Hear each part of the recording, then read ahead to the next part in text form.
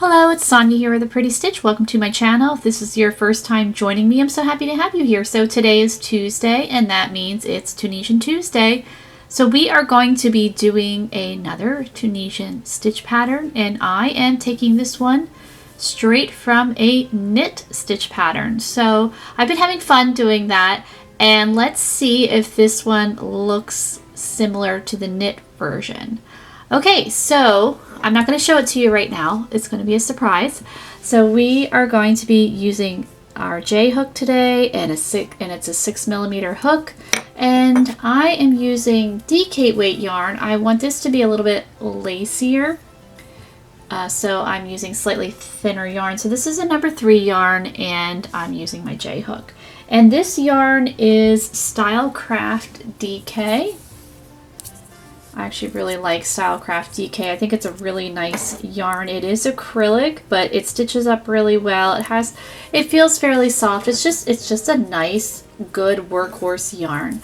All right, so let's get started. So for this stitch pattern, you're going to need to chain a multiple of 4, and then you will add 2.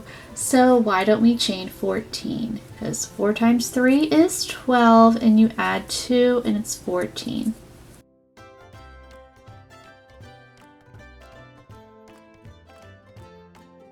Okay, so I have my 14 chains here. So we are going to work row 1, our setup row. So I'm working in the second chain from my hook and the back bump. So I'm just going to turn it over, insert my hook in that back bump, and pull up a loop.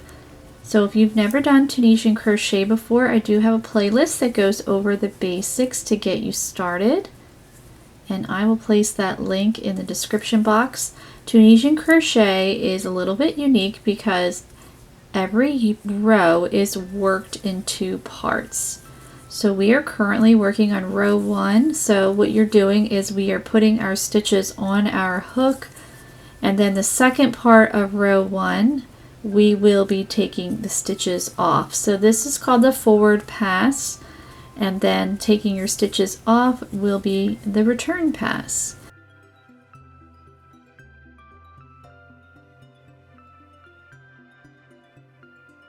And then each part equals 1 row.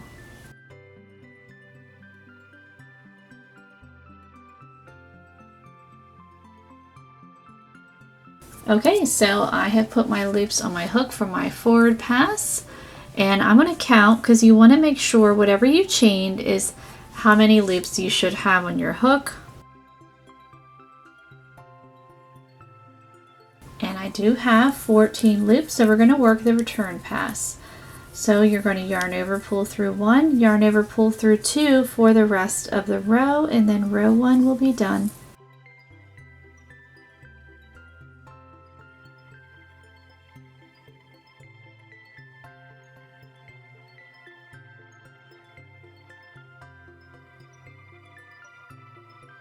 Okay, so there we go. That is row 1. So let's begin row 2. So this is a 4-row repeat. So rows 2 through 4 will be exactly the same. You're going to repeat row 2 for rows 3 and 4, and then row 5 will be a little bit different. Okay, so what we're going to do is we are going to work a knit stitch in that first vertical bar. So you insert your hook through, and then we are going to work 3 purl stitches. So if you are not familiar with Tunisian knit or Tunisian purl, that is in the playlist to help you learn those stitches, and I consider them basic Tunisian stitches, and also there's Tunisian simple. So if you can do those 3 stitches, you can make whatever you want, I think. All right, so we have 3 purl stitches, so we're going to continue. So the repeat is 1 knit stitch, 3 purl stitches. So I'm working 1 knit stitch and then 3 purl stitches.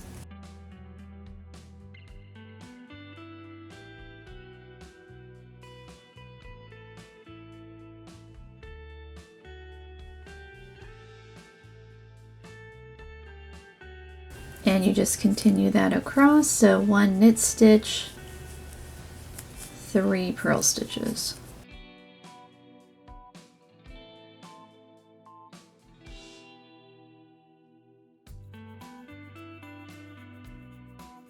And then in that last stitch, it looks like a chain. We are going to insert our hook through that, pulling up a loop, and there is row 2, the forward pass, and then you yarn over, pull through 1, yarn over, pull through 2 for the rest of the row, just like we did for row 1.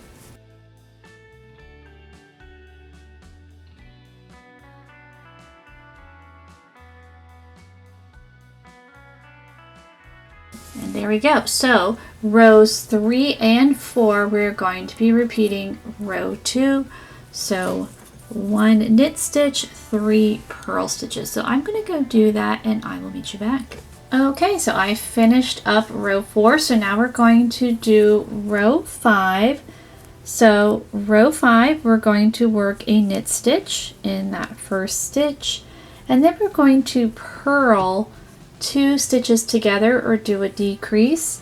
So we're going to have our yarn in front, we're going to yarn over, insert our hook into those next 2 vertical bars, just like that, work that purl stitch.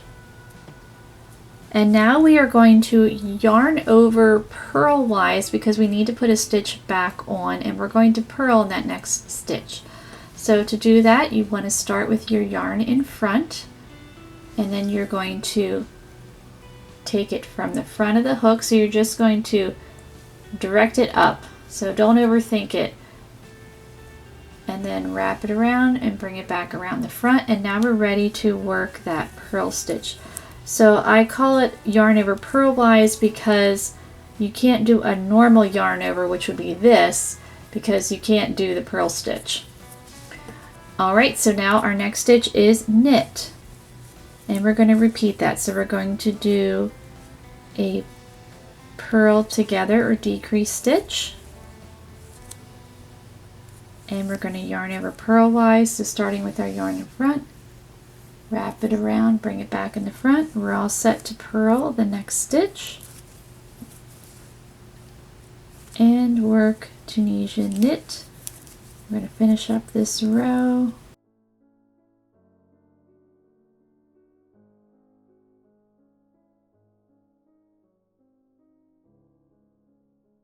And then we insert our hook into that stitch that looks like a chain.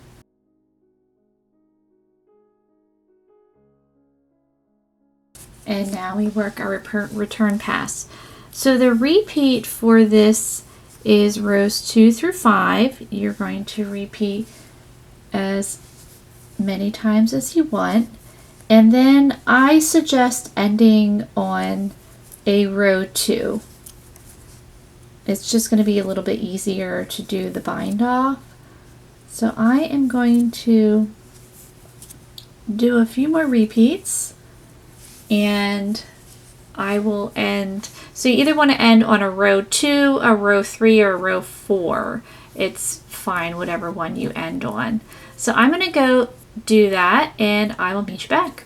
Alright, so here we go. Here is my swatch, and I worked 19 rows and I ended on a row 3. So now we need to work our bind off row. So we're just going to bind off in pattern. So I'm going to work a knit stitch and bind off, and then my 3 purl stitches and bind off. And if you're not familiar with bind off, it just helps your Tunisian crochet project to look a little bit more finished. And if you're not sure how to bind off, I do have that in the playlist, which will be linked in the description box. And it's basically you're working the Tunisian stitch and also working a regular crochet slip stitch.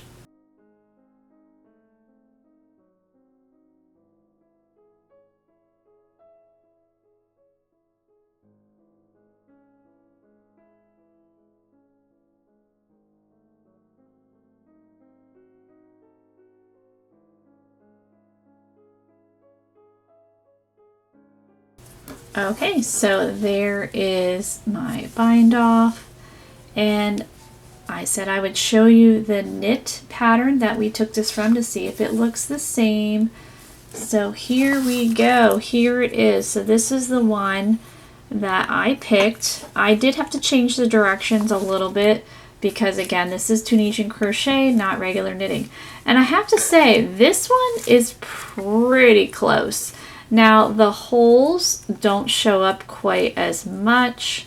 Now, I think if you used a lot thinner yarn and a much larger hook, possibly you could see those holes show up. But again, I do think this one is pretty close, and because we use those purl stitches, it does lay fairly flat. Now, I did make another one. I did not bind off. I used worsted weight yarn, number 4 yarn, and I did use an H hook or a 5mm hook, so actually a much smaller hook. But you can see with this yarn, the holes kind of do show up a little bit more. So I think this one's pretty close. A lot of times when you're translating regular knit patterns into Tunisian crochet, they don't really look quite the same, but this one I think is pretty close. So I thought that was fun, but the directions actually are a little bit different if you were going to knit this versus the Tunisian crochet.